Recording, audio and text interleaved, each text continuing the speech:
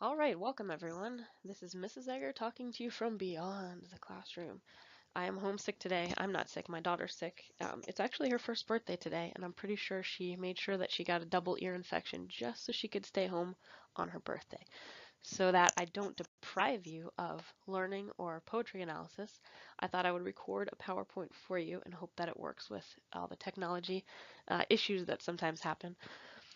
What we're going to be doing is looking at that handout that I asked you not to lose. It was from 2 classes ago. It's the handout. It's 2 pages stapled together. Tess of the D'Urbervilles analysis on the first 3 sides, and then the last side has a poem called The Chimney Sweeper. So I'll need you to find that poem.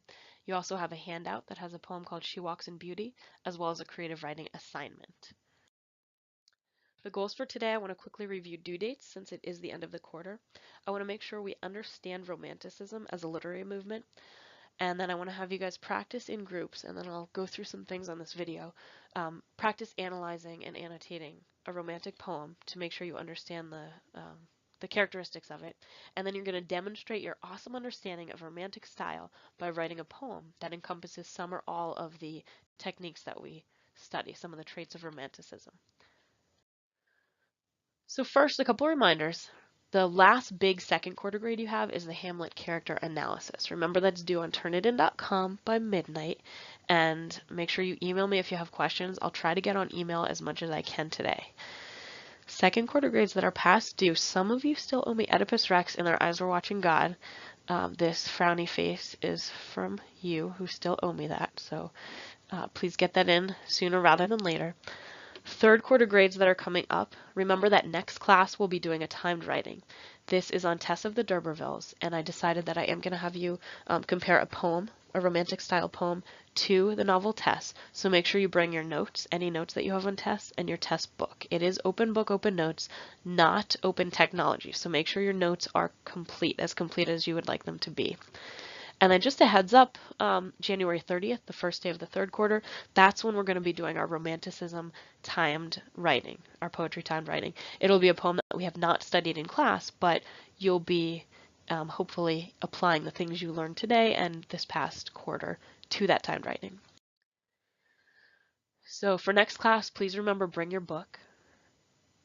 Bring your notes, your Tess of the D'Urbervilles book, bring your notes. The analysis you're doing today will help you understand the poem for next class.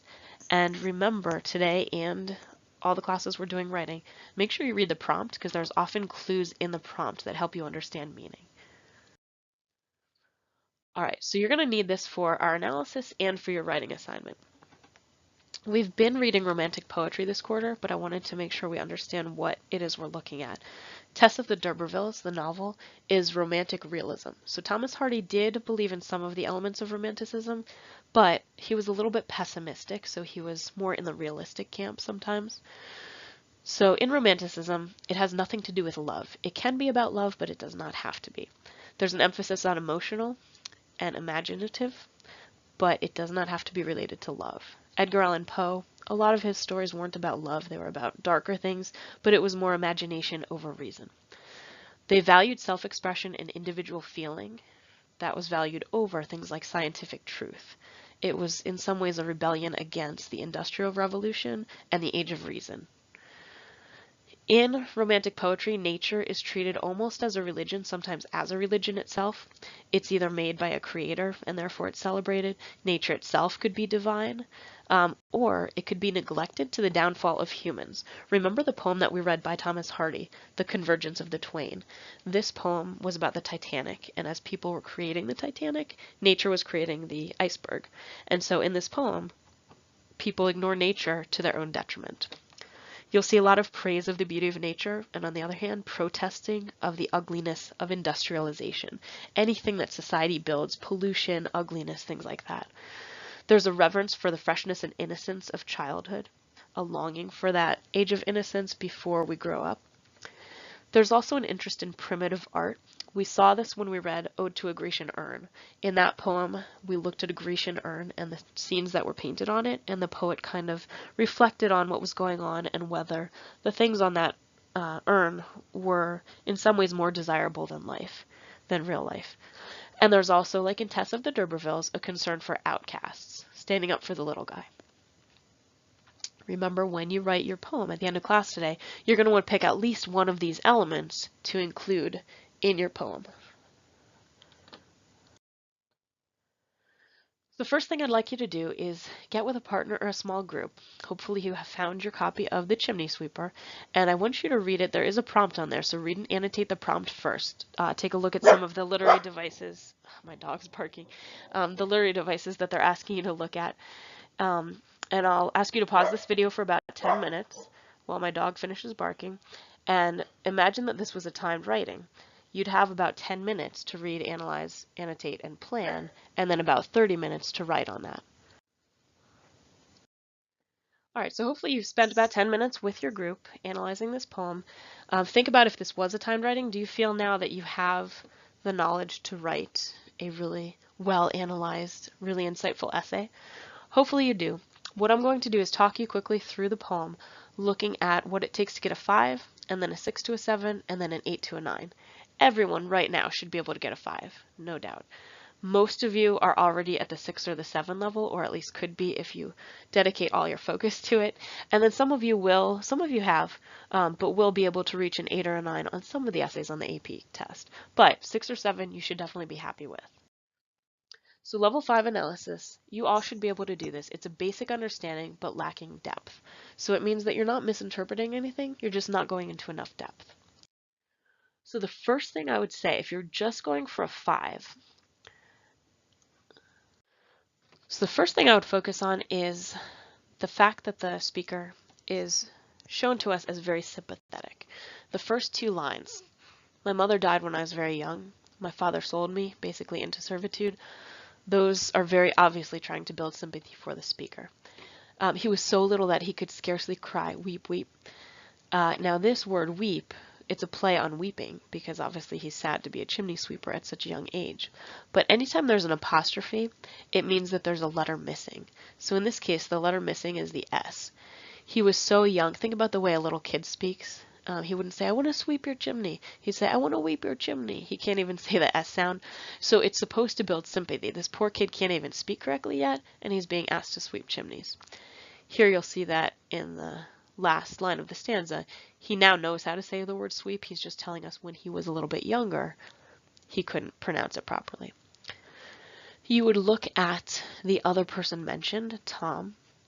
And so this is a fellow chimney sweep, and you'd look at some of the imagery. He used to have curly hair, but now it was shaved, and it was shaved for practicality's sake. They're covered in soot, and so now they're easier to clean. The soot can't spoil their hair. So you're just looking at basics. For level 5, just basic analysis. The next thing you'd look at is the dream. So Tom has a dream.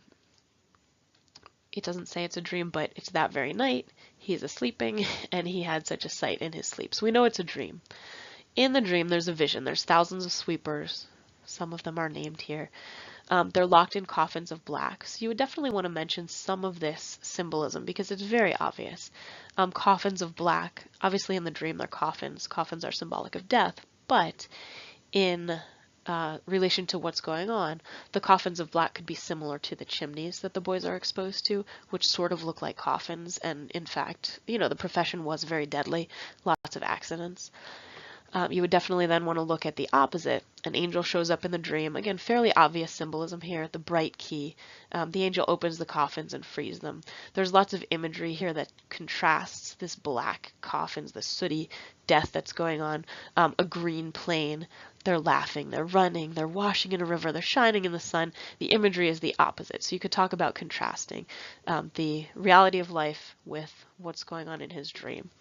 It's continued here. This is going back to that theme of innocence. They're naked and white, just, innocent children. Their bags are left behind. They have no earthly belongings. So contrast this with the angel. So we can assume that this is a vision of heaven of some sort. For this level analysis, you wouldn't quite go much deeper than that. But rise upon clouds, it's almost stereotypical imagery of heaven. Again, the angel's giving Tom a message, be a good boy, you'll have God for a father, you'll never want joy. Never want joy means you'll always have joy. You'll never want it because your life will be good. And then the last stanza, we know that Tom awakens from the dream. All the other boys are with him. It's still dark out. They still have a horrible life. His dream obviously is not reality. They're all getting back to work, taking up the bags and brushes and ready for the morning. And the narrator is more realistic. The morning was cold. Tom, why is he happy and warm? Because he remembers that dream, what the angel told him. If he's a good boy on earth, he'll be rewarded in heaven. So he's not really thinking about the negatives. So that analysis would get you about a 5. It's nothing spectacular, but it definitely shows a firm understanding of the basics of that poem. But you guys all want to do more, right? You want to get at least a 6 or a 7. So you're going to show a basic understanding, but you have to add added insight, looking at literary devices and how they work to create meaning. So this is assuming that you've already told me everything I just told you in the level 5 analysis. We're just going to add to it a little bit. So in this case, you want to take a look at what he said. This, the weep, weep, weep, this is his looking back at himself at a young age, and now obviously he knows how to say sweep. Compare that to the fact that he calls Tom Little Tom. If you think about your friends, would you call any of them little so-and-so if they're the same age as you? Normally you would say that to someone who's younger, unless you're trying to be funny or purposely belittling of them. So we can assume that the narrator is somehow older than Tom and thus more experienced. Tom is the one who's crying when his head was shaved, and it's the speaker, the narrator, who's giving him practical advice. Don't worry about getting your hair cut. He says when your head's bare, you know that soot can't spoil your white hair. So the speaker, think about the point of view of the speaker. The speaker is a little bit older, he's a little bit more mature, he's a little more practical, a little wiser. You would still want to analyze the same parts about the dream, some basic symbolism that you don't want to miss. You might add that the names, there are 4 names given, along with Tom. These are just very basic names. There's nothing spectacular. It kind of goes along with the fact that there are thousands of them.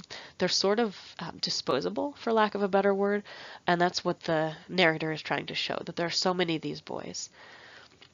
You might want to talk a little bit more deeply about symbolism. Washing in a river is kind of cleansing. We've talked about this in our short story unit, how anytime there's rain or washing away or some kind of water running over people, it's kind of like a metaphorical baptism.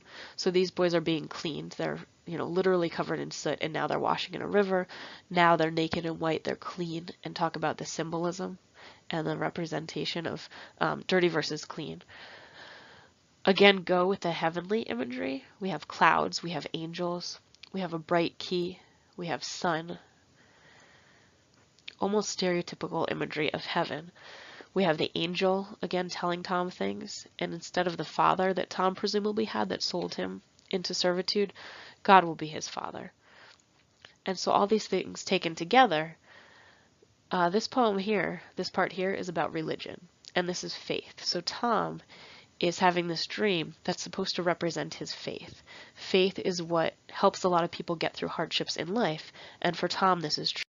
And when you look at the last stanza at a level 6 or a 7, we're seeing this happens. Tom, he's happy and warm even though the morning's cold, they still have their brushes, they've taken back their material things. He's happy with it because he doesn't need to fear harm. He knows that a better world, heaven, is waiting for him. So this is definitely much more depth. You can go back through, there's a lot of alliteration that you can talk about.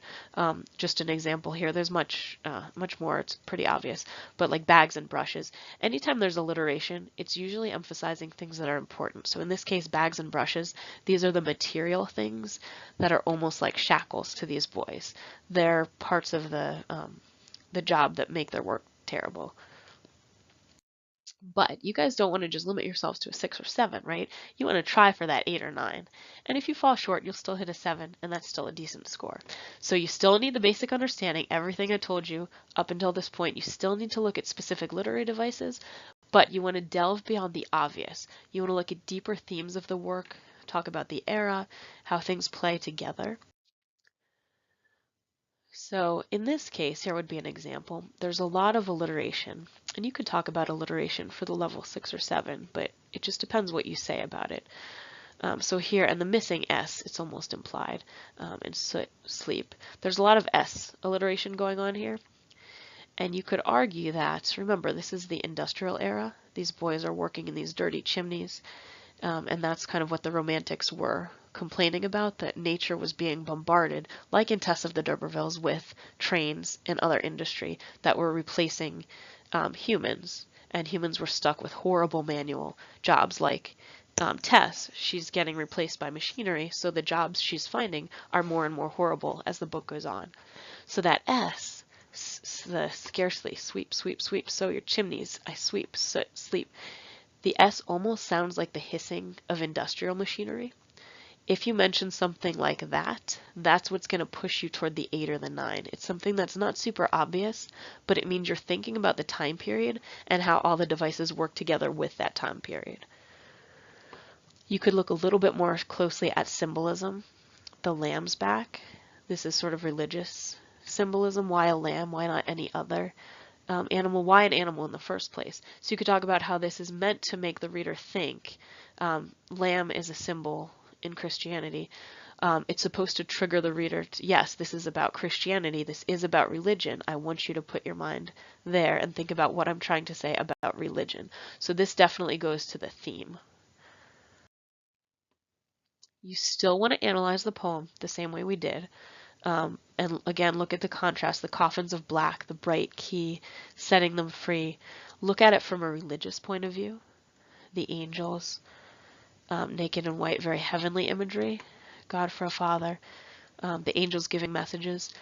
This really is what the author is dealing with. And again, you want to look at that point of view. We talked about how the speaker is much older than Tom. He's a little bit more experienced, but for a level 8 or 9 analysis, you want to talk about how the speaker is a little bit more skeptical. So this message here, this is what makes Tom complacent. He accepts this terrible job he has as a chimney sweeper, a deadly job. Not many survived it, or they didn't have good health afterwards. Tom is accepting this because of the message the angel told him in his dream. The author, by distancing himself from Tom, both in age and using pronouns in this last stanza, is showing that he's skeptical of that. So if you look at this stanza, Tom's the one who awakens. Let's look at some of the pronouns that are used. We rose in the dark. So the speaker is linking himself with all the other boys. They're collectively rising in the dark. They got our bags, so the narrator is still linking himself with the others, and our brushes. He's with them as they go to work. He mentions the morning was cold, but it's only Tom who's happy and warm. And then he switches pronouns again.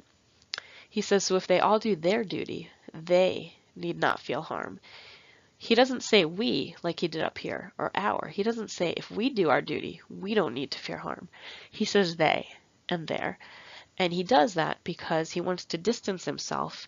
He, the speaker, the narrator, does not quite believe that simple message of faith that Tom believes. And so in doing this, this is the big so what to get the 8 or the 9. He's presenting this poem as sort of the way that religion tells everyone to look at the world, that if you accept hardships and you accept that something better awaits, it'll be a better way to live. Even if things are going horribly, something better awaits. And this narrator, he's critical. He does not believe this message, and so he's critical of those who do accept that if they have faith, better things will await them. So that's what you would want to do to get the full 8 or 9. And I think you're all capable of it, but it just requires a lot of in-depth focus, and the big challenge is time. So keep this in mind when you do your timed writings next class. Make sure you keep this in mind. All right, finally, your task. So you should have an assignment sheet that was passed out or is being passed out. What I want you to do is write me a romantic style poem. It does not have to be very long. Any element of school or your life, something that you know well.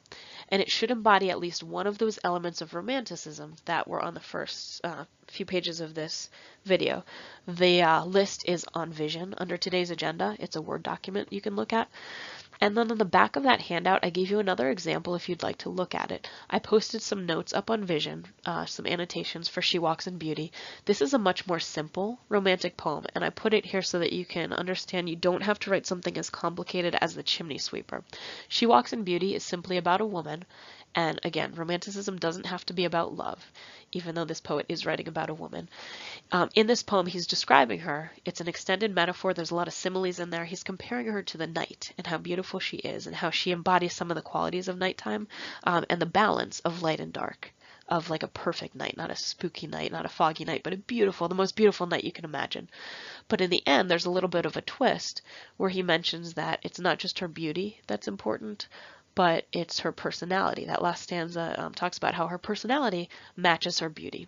So this is a much more simplified version of a romantic poem, and you can certainly do something like that for yours. All I'm looking for is you use at least 5 literary devices. These could be any devices that you've studied from 6th grade till whenever. Imagery, metaphor, simile, hyperbole, rhyme scheme, meter, any of those things, loaded language. What I want you to do is annotate each of the 5, and it says on your sheet, write a paragraph explaining what you intended. If you want, next to your annotations, like imagery, write me a couple words or a sentence. What did you hope when you showed that imagery? What was your message? What were you hoping to get across to the reader? This is a 30-point summative grade. I'm not expecting anyone to be Shakespeare, so don't freak out that your poem isn't good enough or anything like that. I'm just looking that you're thinking carefully about using 5 devices and connecting it to some element of your life in the romantic style. So you're demonstrating your understanding of that style.